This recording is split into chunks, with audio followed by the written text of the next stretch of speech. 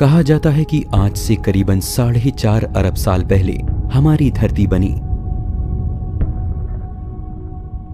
और आज ही से करीबन 3.8 अरब साल पहले धरती पर जीवन की शुरुआत हुई। इंसानों ने हजारों सालों से अपने पूर्वजों के निशान खोजते हुए पूरी धरती लांघ दी।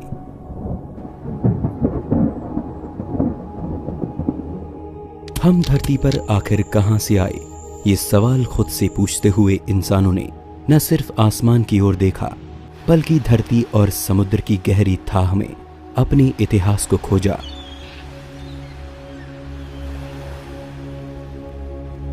लेकिन प्रमाणों के जरिए जैसे जैसे हम समय में पीछे जाते गए, हमारी हैरानी और जिज्ञासा दोनों ही बढ़ते गए और एक वक्त में आकर हमें मालूम हुआ कि हमारे दूर के पूर्वज अरबों साल पहले धरती की सतह पर मौजूद पानी की गर्म और सुरक्षित पनाह में जन्मे होंगे। लेकिन क्या इस बात पर यकीन करना इतना आसान है?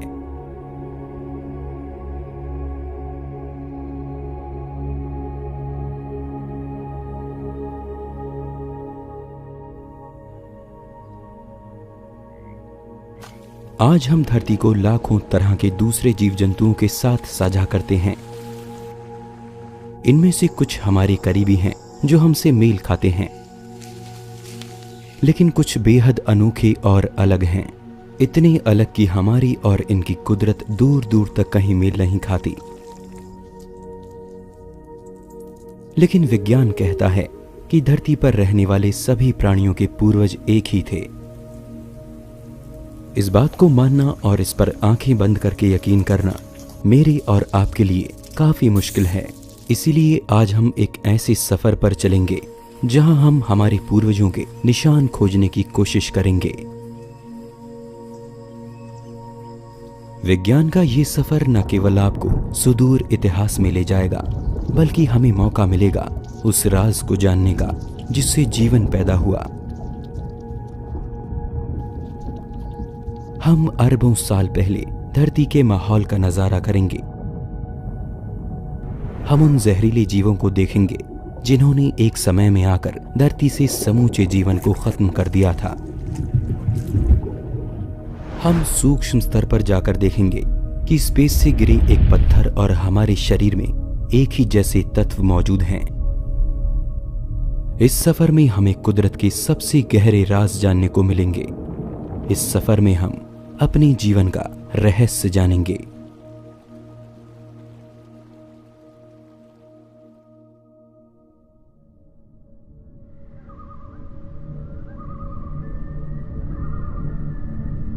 हमारे सफर की शुरुआत होती है कुदरत के एक ऐसे नियम से जिसकी वजह से आज हम और आप यहां तक पहुंचे हैं। यह नियम बेहद कठोर और बेरहम है। इस नियम को हम कुदरत का चुनाव या नेचुरल सिलेक्शन कहते हैं। ये नियम धरती पर आदिकाल से लागू है, तभी से जब यहां जीवन की नींव रखी गई। इस नियम के तहत धरती पर पैदा हुए सभी जीवों ने एक बड़ी लड़ाई लड़ी और जो उसके कहर से बच पाया उसे मौका मिला धरती की खूबसूरत कुदरत का आनंद उठाने का। डायनासोर्स के समय से भी पहले से जीवों में खुद को जिंदा रखने की जद्दोजहद जारी है। कमजोर जानवरों को खूंखार जानवरों ने खत्म किया और खूंखारों को कुदरत के कहर ने। पर इस सब में जो भी प्रजाति अपने आसपास के माहौल से तालमेल बिठाती रही, वही वक्त में खुद के वजूद को बचाने में सफल रही। ऐसा नहीं है कि कुदरत के साथ तालमेल बिठाने में केवल ज्यादा ताकत काम में आई, बल्कि जीवों की समझदारी और खुद को माहौल के मुताबिक ढाल लेने की कला ने ही कुछ खास प्रजातियों को धरती के उस कठोर माहौल में बचे रहने की ताकत दी। जीवों का आकार, उनकी बनावट, रंग और दूसरी खूबियां धरती पर उनके वजूद को बचाए रखने में सबसे अहम साबित हुई। इस बात को कछुए के अंडों से निकले ये नवजात बच्चे बड़ी आसानी से समझा सकते हैं। अभी अभी अंडों से बाहर निकले इन बच्चों को रेत पर चलकर शिकारियों से बचते हुए समुद्र की लहरों तक जाना है। अब इनमें से जो बच्चे कमजोर और सुस्त होंगे वो शिकारियों का शिकार बनेंगे, लेकिन जो बच्चे तेज, फुर्तीले और ताकतवर होंगे वो ही समुद्र की लहरों को छू पाएंगे और फिर समुद्र के पानी में अपने जीवन की शुरुआत करेंगे।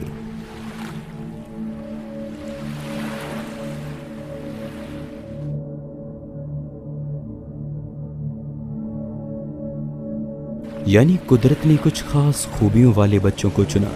हालांकि कुदरत का ये नियम बड़ा बेरहम है, लेकिन ऐसा हमेशा से होता आया है और इसी नियम के चलते धरती पर जीवों की अलग अलग तरह की प्रजातियां विकसित हो पाईं। यूं तो धरती पर जीवन अरबों साल से मौजूद है, मोटे तौर पर कहा जाए तो करीबन 4 अरब साल से। लेकिन इसकी शुरुआत आखिर कहां पर हुई, ये सबसे अहम सवाल है। धरती पर सबसे बड़े हिस्से में पानी की हुकूमत कायम है। समुद्र का विशाल साम्राज्य पूरी धरती पर फैला है और इसी के अंदर अरबों साल पहले बहुत छोटे जीवों ने जन्म लिया। आज हम समुद्र में बसने वाले ढेरों ऐसे जीवों को जानते हैं जिनकी कुदरत अपने आप में हैरान करने वाली है। कांच की तरह पारदर्शी जेलीफिश से लेकर एक जहाज की जितनी बड़ी मछली तक, ये सभी समुद्र की दुनिया के अजूबे हैं। आप, मैं और धरती पर रह रहे सभी जीवों के दूर के पूर्वज कभी इसी पानी के अंदर जन्मे थे। धरती के सीने पर खड़ा विशाल समुद्र का भंडार कुदरत के लिए मानो एक लेबोरेटरी जैसा था, जिसके घोल में कुदरत ने जीवन को लेकर कई तरह के प्रयोग किए, जिससे बाद में आगे चलकर कॉम्प्लेक्स लाइफ का जन्म हुआ। इस बात पर यकीन करना मुश्किल होता है कि हमारे दूर के पूर्वजों ने कभी पानी से निकलकर धरती पर चलना शुरू किया होगा, और विज्ञान के पास ऐसा क्या सबूत है जो हमारे इतिहास की कड़ी को इन पानी में रहने वाले जीवों से जोड़ सके और ये साबित करे कि हमारे पूर्वज कभी इसी पानी में जन्मे थे।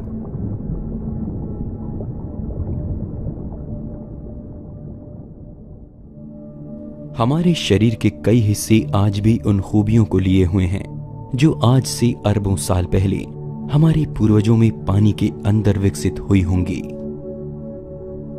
ये मैं और आप हैं। जी हां, अपनी मां के गर्भ में इस समय हमारी उम्र केवल 24 दिन की है और इस स्टेज में हमारे सर के पास ये गिल्ड स्लिट्स मौजूद हैं, जिन्हें फेरिंगल पाउचेस भी कहते हैं। हैरानी की बात है कि मछली के अविकसित बच्चे में भी यही गिल्ड स्लिट्स पाए जाते हैं, जो आगे चलकर मछली के गलफड़ों में बदलते हैं, जबकि इंसानों में ये चेहरे, कान और जबड़ों का हिस्सा बनते हैं। इसी तरह से गर्भ में 5वें या 6ठे हफ्ते में आकर इंसानी बच्चे में एक पूंछ भी विकसित होती है, जो उस समय हमारी रीढ़ का हिस्सा होती है, लेकिन आगे की डेवलपमेंट में ये रीढ़ के निचले हिस्से में बदल जाती है। इसके अलावा फॉसिल्स की स्टडी, डीएनए और बाकी जानकारियों से हमें यह पता लगता है कि हम जिंदगी के उस पेड़ की एक छोटी सी शाख हैं, जिसमें जीवन कई करोड़ों अलग अलग रूपों और अलग दिशाओं में विकसित हुआ, लेकिन इस सब की शुरुआत उस पेड़ के एक नन्हे बीज से हुई।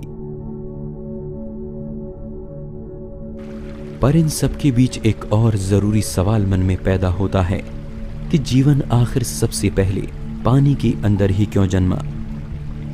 आइए इसके लिए धरती के इतिहास की एक झलक देखते हैं।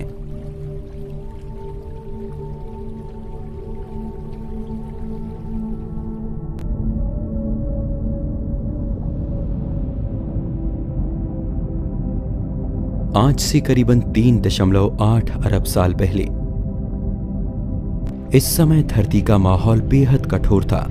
यहां ऑक्सीजन का कोई नामो निशान नहीं था और साथ ही एटमॉस्फेयर भी काफी पतला था। सूर्य की घातक किरणों से बचाने के लिए ओजोन जैसी लेयर भी इस समय मौजूद नहीं थी। जीवन के लिए खतरनाक अल्ट्रावायलेट किरणें हमारे नए प्लेनेट पर बिना किसी रोक टोक के बिखरती थीं। धरती का समूचा माहौल जीवन के पनपने के लिए नामुमकिन सा नजर आता था। समय के साथ धरती पर फटते ज्वालामुखियों और आसमान से बरसते उल्काओं ने धरती की ऊपरी सतह को उथल-पुथल कर दिया। बाहरी जगहों में ऐसे भीषण हालातों के मुकाबले धरती पर मौजूद पानी के अंदर कहीं ज्यादा सुरक्षित माहौल था और पानी की इसी महफूज पनाह में जीवन पहली बार धरती पर पनपा। हालांकि जिंदगी धरती पर सबसे पहले किस रूप में पैदा हुई, ये बात अब तक एक रहस्य है।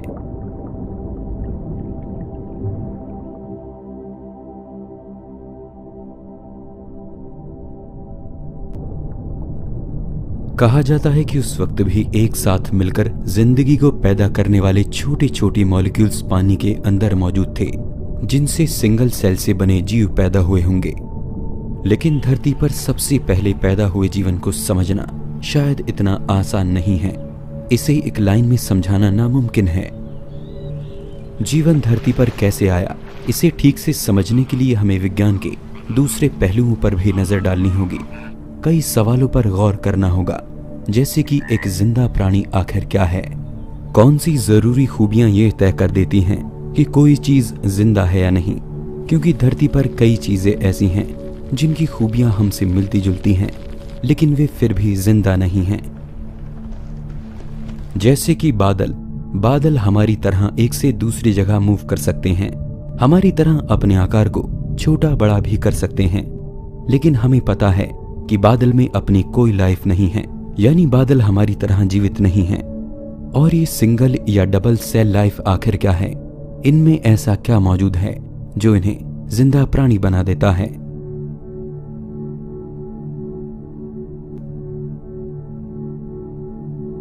लाइफ की बात की जाए तो सभी जिंदा प्राणियों को हम दो तरह की खूबियों के कारण अलग कर सकते हैं।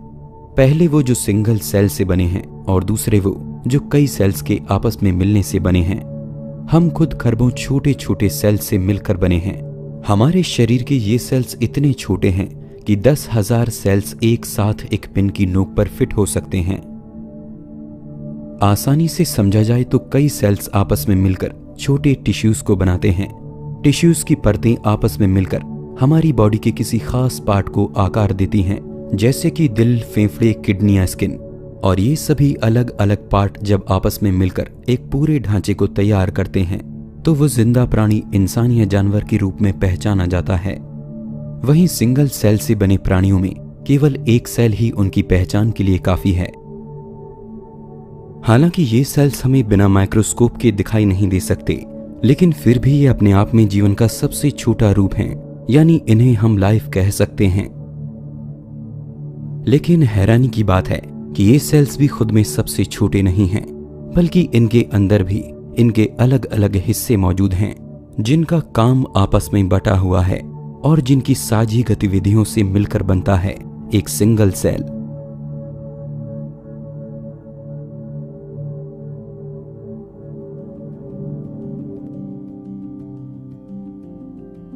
आइए अब ये जानते हैं कि इन सेल्स के अंदर ऐसी कौन सी चीजें हैं जो आपस में मिलकर एक लाइफ को जन्म देती हैं।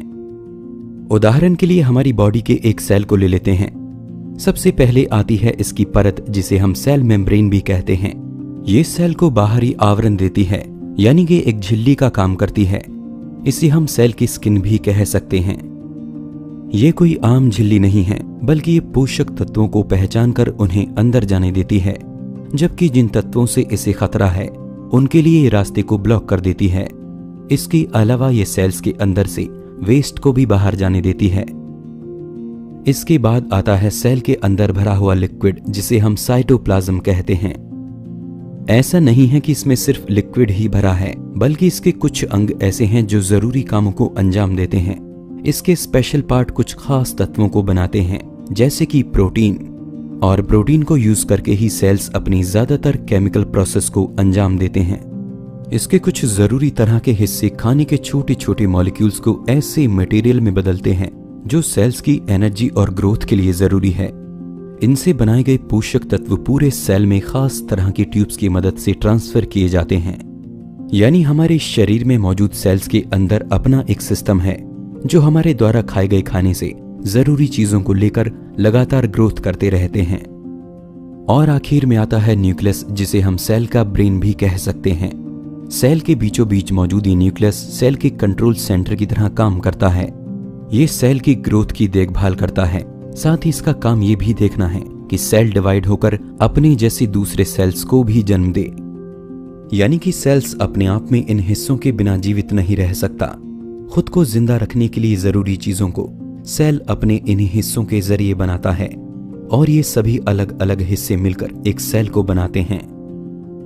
अब यहां समझने वाली बात यह है कि सेल जो जिंदगी का सबसे छोटा रूप है, यानी जिसे विज्ञान जिंदा मानता है, वो भी अपने अंदर ऐसे जरूरी हिस्सों को लिए हुए है जो इसके लिए काम करते हैं। अब सवाल ये आता है कि क्या सेल को छोड़कर उनके अंदर मौजूद अलग अलग हिस्से खुद में जीवित हैं? क्या अगर हम एक सेल के अंदर से न्यूक्लियस को बाहर कर दें तो क्या वो अपने आप में जिंदा रह पाएगा? क्या न्यूक्लियस, मेम्ब्रेन या साइटोप्लाज्म खुद कोई बिसात नहीं रखते? क्या ये अकेले अपने आप में जिंदा हैं? तो इसका जवाब है नहीं। सेल के ये हिस्से बेशक मिलकर पूरे सेल को बनाते हैं। सेल अपने आप में इन सब के साथ जिंदा कहा जा सकता है, लेकिन अकेले इन हिस्सों की अपनी कोई जिंदगी नहीं है। ये साथ मिलकर ही एक लाइफ के रूप में पहचाने जाते हैं। लेकिन ये सब बातें मैं आपसे क्यों कर रहा हूं? इसका जवाब आपको जरूर मिलेगा, क्योंकि साइंटिफिक तौर पर जिंदगी अपने आप में क्या है ये जानना हमारे लिए जरूरी है। तभी हम इसके गहरे रहस्यों से पर्दा उठा पाएंगे। लेकिन आइए अब हम इन छोटे सेल्स के पार्ट को और गहराई में जाकर देखते हैं। आपको जानकर हैरानी होगी कि सेल्स के ये सभी हिस्से अपने आप में आखिरी सबसे छोटी यूनिट नहीं है, बल्कि ये इनसे भी छोटे मैक्रोमोलिक्यूल्स से मिलकर बने हैं। सेल के अंदर के न्यूक्लियस, साइटोप्लाज्म और बाकी दूसरे हिस्से कुदरत में पाए जाने वाली दूसरे तत्वों से बने हैं, जैसे कि कार्बोहाइड्रेट्स, प्रोटीन, लिपिड्स और न्यूक्लिक एसिड। तो क्या ये मैक्रोमोलिक्यूल ही सबसे छोटी यूनिट हैं? जी नहीं, इनका निर्माण भी साइज में इनसे कई गुना छोटे कणों से हुआ है। उदाहरण के लिए प्रोटीन को ले लेते हैं। प्रोटीन हमारे सेल की ग्रोथ के लिए सबसे जरूरी तत्व है, लेकिन ये आखिर बना किससे है? प्रोटीन को तोड़ने पर हमें सैकड़ों या हजारों की संख्या में अमीनो एसिड्स मिलते हैं। ये अमीनो एसिड्स आपस में एक खास पैटर्न में जुड़कर किसी खास तरह के प्रोटीन को बनाते हैं। हैरानी की बात है कि 20 तरह के अमीनो एसिड्स आपस में मिलकर हजारों तरह की अलग अलग शेप में जुड़कर एक दूसरे से बिल्कुल अलग तरह के प्रोटीन का निर्माण करते हैं। तो क्या ये अमीनो एसिड्स हमारे शरीर की सबसे छोटी यूनिट हैं? जी नहीं। सभी तरह के मैक्रोमोलिक्यूल्स साइज में इनसे भी छोटी यूनिट से मिलकर बने हैं। जी हां, आपने एटम्स के बारे में जरूर सुना होगा।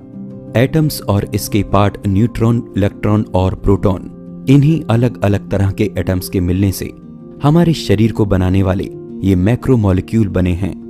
आइए इस चेन को एक सीधी लाइन में आसानी से समझते हैं। किसी भी जिंदा प्राणी का शरीर अलग अलग हिस्सों के मिलने से बना है, जैसे कि दिल, दिमाग, फेफड़े वगैरह वगैरह। ये सभी अंग टिश्यूज की परतों से मिलकर बने हैं। ये टिश्यूज बने हैं छोटे छोटे सेल्स के मिलने से। इन सेल्स का निर्माण होता है प्रोटीन जैसे एलिमेंट से। प्रोटीन बना है अमीनो एसिड्स जैसे मैक्रोमोलिक्यूल्स से, और मैक्रोमोलिक्यूल्स बने हैं अलग अलग तरह के एटम्स के एक साथ जुड़ने से।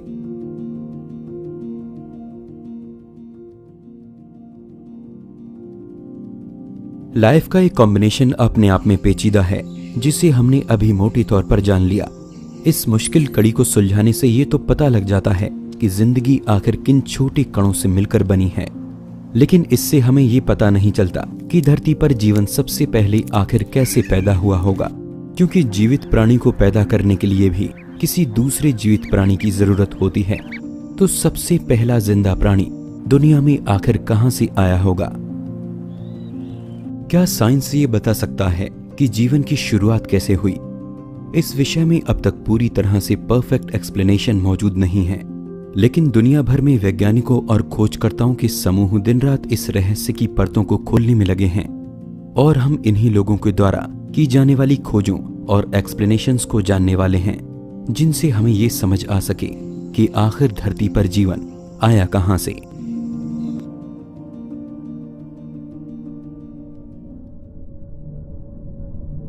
डार्विन की थियरी के हिसाब से जिंदगी का ये रूप अरबों साल पहले एक बेहद सिंपल सी फॉर्म में जन्मे किसी जीव से शुरू होकर धीरे धीरे समय के साथ जटिल होता गया। यानी शुरू में जन्मे जीवों का आकार, उनके अंग और उनके अंदर चल रही केमिकल प्रोसेस समझने में उतनी मुश्किल नहीं थी जितनी आज के जीवों को लेकर हैं। शुरू में उनकी खूबियां और उनके अंदर चल रही गतिविधियां काफी सिंपल थीं, लेकिन जैसे जैसे समय बीतता गया वैसे वैसे जन्म लेने वाले नए जीवों में अपनी पूर्वजों की तुलना में काफी बदलाव आने लगा। उनमें नए अंग और नई खूबियां विकसित होने लगी। आइए इसे और आसानी से समझने के लिए हम साइंस की एक ऑब्जर्वेशन पर नजर डालते हैं। कोई भी जीवित प्राणी जब भी अपनी संतानों को जन्म देते हैं तो पैदा हुई संतानें कुछ नई खूबियों के साथ जन्म लेती हैं। पैदा हुए जिन बच्चों में नई खूबियां माहौल के हिसाब से ठीक नहीं बैठती, ऐसे बच्चों की जीने की संभावना कम हो जाती है। यानी बड़े होते होते ये बच्चे माहौल की कठोरता से हार मान जाते हैं और अपने जैसे बच्चे पैदा करने की उम्र तक मर जाते हैं। आइए इसे और आसानी से समझते हैं। क्या आपने कभी सोचा है कि टिड्ढों का रंग हरा ही क्यों होता है? इसके पीछे एक बड़ी वजह होनी चाहिए। चलिए उदाहरण के लिए मान लेते हैं कि शुरू में कभी टिड्ढों की प्रजातियां एक से ज्यादा रंग की रही होंगी, लेकिन पेड़ पौधों के बीच रहने वाले इन टिड्ढों में ऐसे टिड्ढों को शिकारियों से बचने में मदद मिली जिनका रंग हरा था। हरे रंग के होने के कारण ये पेड़ पौधों के बीच शिकारियों को जल्दी से नजर नहीं आते थे और दूसरे टिड्ढों के मुकाबले ये ज्यादा सुरक्षित रहते। समय के साथ दूसरे रंग के टिड्ढों का शिकार तेजी से हुआ और बचे रह गए हरे रंग के टिड्ढे। आगे चलकर हरे रंग के टिड्ढों ने अपनी संतानों को जन्म दिया, जो पीढ़ी दर पीढ़ी खुद को और सुरक्षित बनाने के लिए अपने अंदर बदलाव करते चले गए। यहां गौर करने वाली बात यह है कि ऐसे बच्चे जो अपनी कमियों की वजह से माहौल से तालमेल बिठाने में सफल नहीं रहे, उनकी संख्या कम होती गई और वो सामान्य पैदा हुए बच्चों के मुकाबले अपनी तादाद बढ़ाने में पिछड़ गए, जिसका नतीजा हुआ कि माहौल से तालमेल बिठाने वाली खूबियों को लेकर पैदा होने वाली प्रजाति ज्यादा संख्या में पनपती चली गईं। इन जीवों की खूबियां आगे चलकर इतनी बदल गईं कि इन्होंने एक नई प्रजाति के रूप में खुद को विकसित कर लिया और इन्हें इनके पूर्वजों से पहचानना मुश्किल होता गया।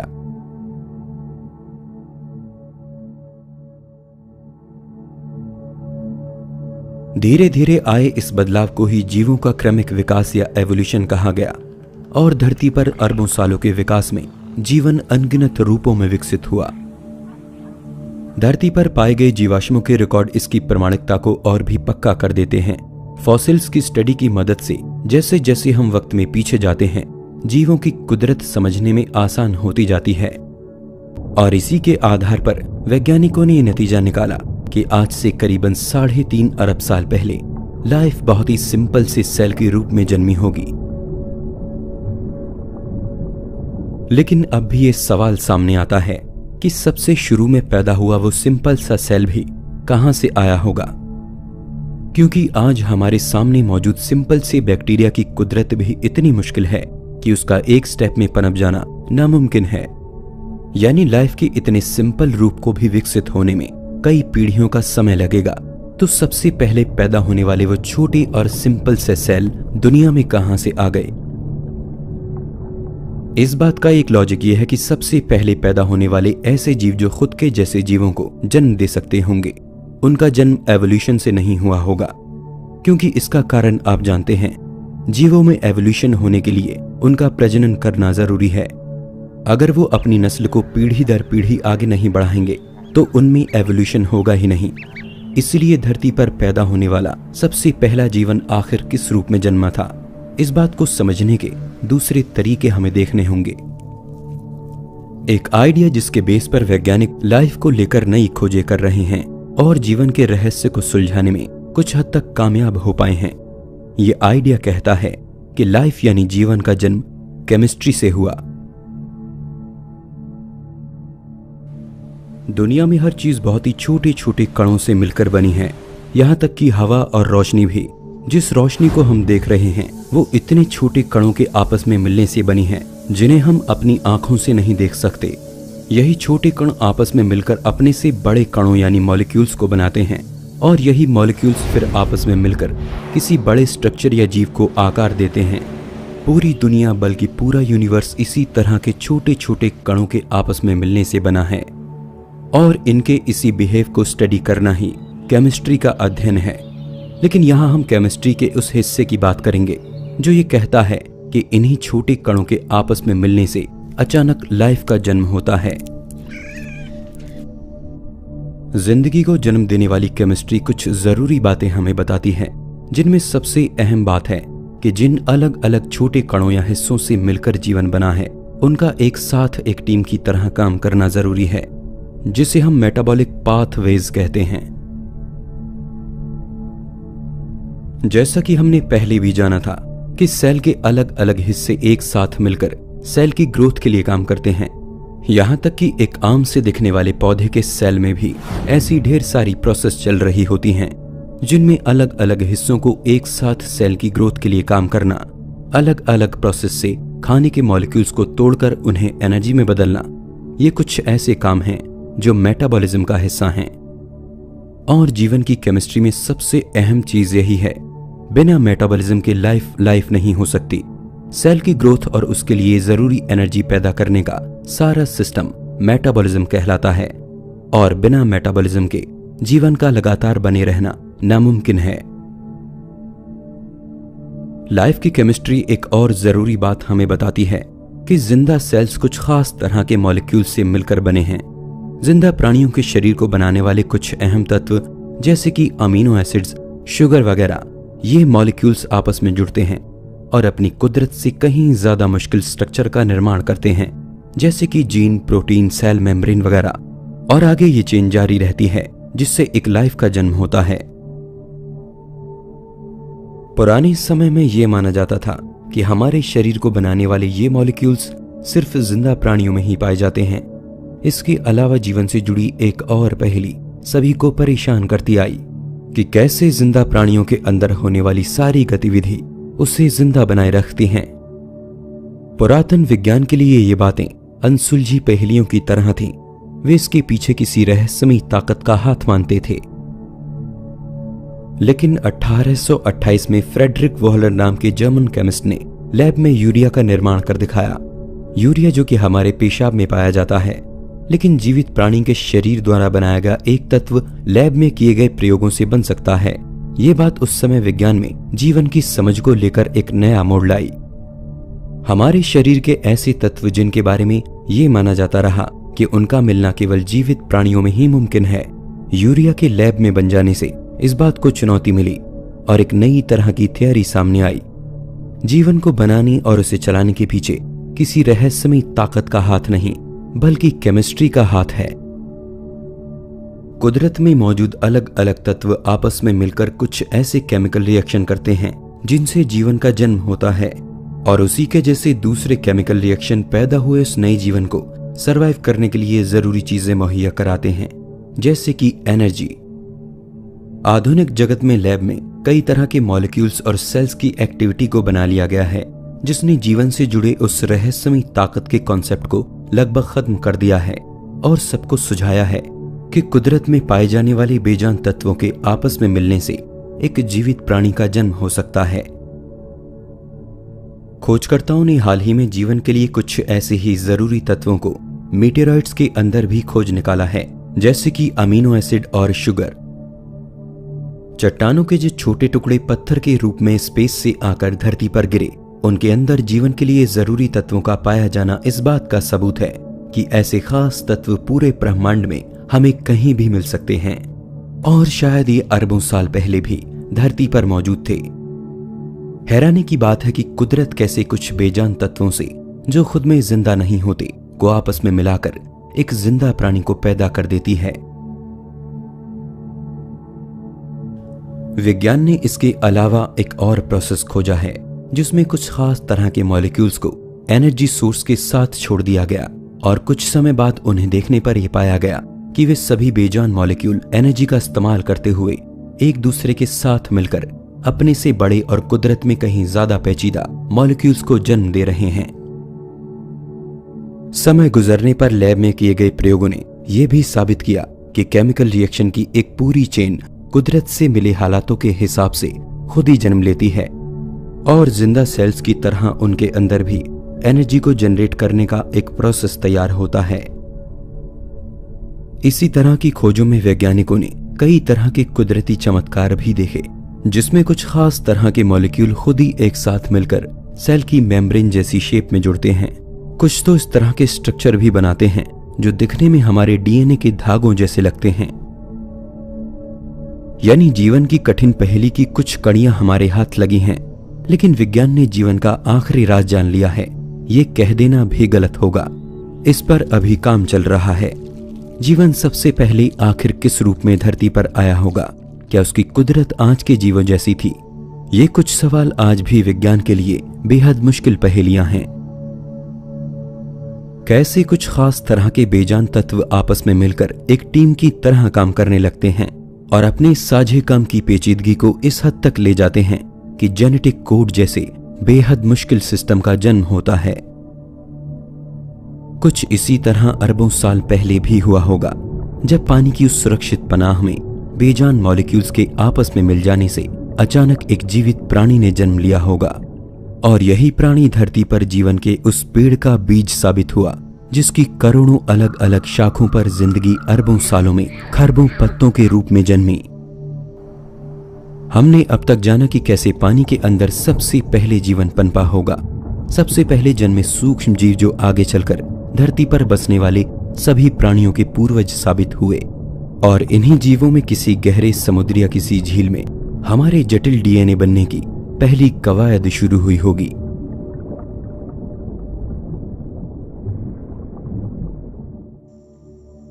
हमने समझा कि सबसे पहले धरती पर जीवन की शुरुआत कैसे हुई।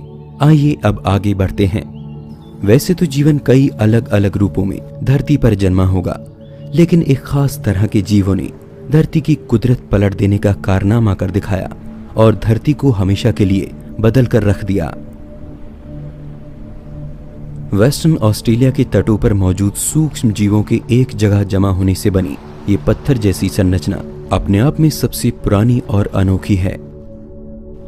इन्हें स्ट्रोमेटोलाइट्स कहा जाता है। ये साइनोबैक्टीरिया नाम के बेहद सूक्ष्म जीवों का घर है। ये बैक्टीरिया एक चिपचिपे पदार्थ को रिलीज करता है, जिस पर रेत और तलछट चिपककर एक पत्थर जैसी संरचना का रूप ले लेते हैं। पानी में मौजूद ये पत्थर अरबों साल पुराने भी हो सकते हैं, क्योंकि स्ट्रोमेटोलाइट्स धरती पर जीवन के सबसे पहले बने रूपों में से एक हैं। ये पानी में कार्बन डाइऑक्साइड और सूरज की रोशनी से अपना भोजन बनाते हैं और इस प्रोसेस में ऑक्सीजन रिलीज करते हैं, और ये ऐसा अरबों सालों से करते आ रहे हैं। धरती पर मौजूद सबसे पुराने स्ट्रोमेटोलाइट्स का समय 3.5 अरब साल के करीब दर्ज किया गया है। लेकिन शांत से दिखने वाले इन पत्थरों ने कभी धरती पर मौजूद लगभग सारे जीवन को विलुप्त कर दिया था। इनके समूह ने धरती के एटमॉस्फेयर में एक ऐसी जहरीली गैस छोड़ी थी जिससे उस वक्त मौजूद ज्यादातर प्राणियों का जीवन खत्म हो गया, और वो जहरीली गैस थी ऑक्सीजन। जी हाँ, आपको सुनकर हैरानी होगी, लेकिन ये बात सच है। धरती के एटमॉस्फेयर में करीबन 3 अरब साल पहले तक ऑक्सीजन का लेवल आज के जितना नहीं था। आज जितनी ऑक्सीजन एटमॉस्फेयर में है, उससे काफी कम ऑक्सीजन उस वक्त मौजूद थी, और धरती पर बसने वाले प्राणियों की कुदरत आज के प्राणियों से कुछ अलग थी। वे सभी ऑक्सीजन पर नहीं पलते थे। ऐसा नहीं है कि उस वक्त स्ट्रोमेटोलाइट्स ऑक्सीजन नहीं बना रहे थे, लेकिन उस वक्त तक धरती पर लोहे यानी आयन की मात्रा काफी ज्यादा थी, जिससे मुक्त हुई ऑक्सीजन का ज्यादातर हिस्सा आयन के साथ मिलकर आयन ऑक्साइड यानी लोहे की जंग में बदल रहा था। लेकिन जैसे जैसे समय के साथ लोहे की मात्रा कम होने लगी, ऑक्सीजन का बड़ा हिस्सा एटमॉस्फेयर में प्रवेश करने लगा और धरती पर ऑक्सीजन की मात्रा बढ़ने लगी, जिससे एक ग्लोबल क्राइसिस पैदा हो गया और उस वक्त के ज्यादातर जीवों के लिए ऑक्सीजन जहरीली साबित हुई। तब धरती पर जीवन मानो खत्म सा हो गया था। लेकिन किसी भी चीज को पूरी तरह से खत्म करना नामुमकिन होता है, और तब भी वैसा ही हुआ। धरती पर कुछ अनोखे जीव ऐसे बच गए जो ऑक्सीजन की मौजूदगी में सरवाइव कर गए, और तभी से जीवन की एक ऐसी शाख पैदा हुई जिसका आधार ऑक्सीजन बनी। धरती पर ऐसे जीवों का जन्म हुआ जो ऑक्सीजन पर जिंदा रहते हैं।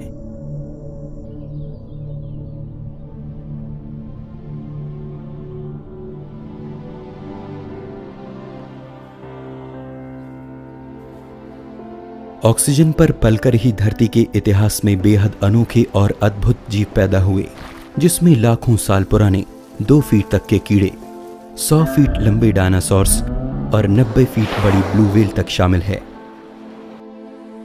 अरबों साल पहले आए एक बदलाव ने धरती की कुदरत को बदल कर रख दिया और धरती पर जीवन एक नए सिरे से पनपा। जीवन की जो कहानी आज हमने सुनी वो हमारे सफर का एक बेहद छोटा हिस्सा थी। हमसे लगातार सवाल पूछते हमारे जिज्ञासु दिमाग में अभी कई प्रश्न और हैं जिनके नए सफर हमें आगे भी तय करने हैं। सोचिए कैसा होता अगर धरती पर ऑक्सीजन की जगह किसी दूसरी गैस पर जीवन पल रहा होता। क्या वो जीव हमारे जैसे होते? और यदि जीवन बेजान चीजों के मिलने से बना है तो ब्रह्मांड के दूसरे कोनों में वो किस रूप में होगा?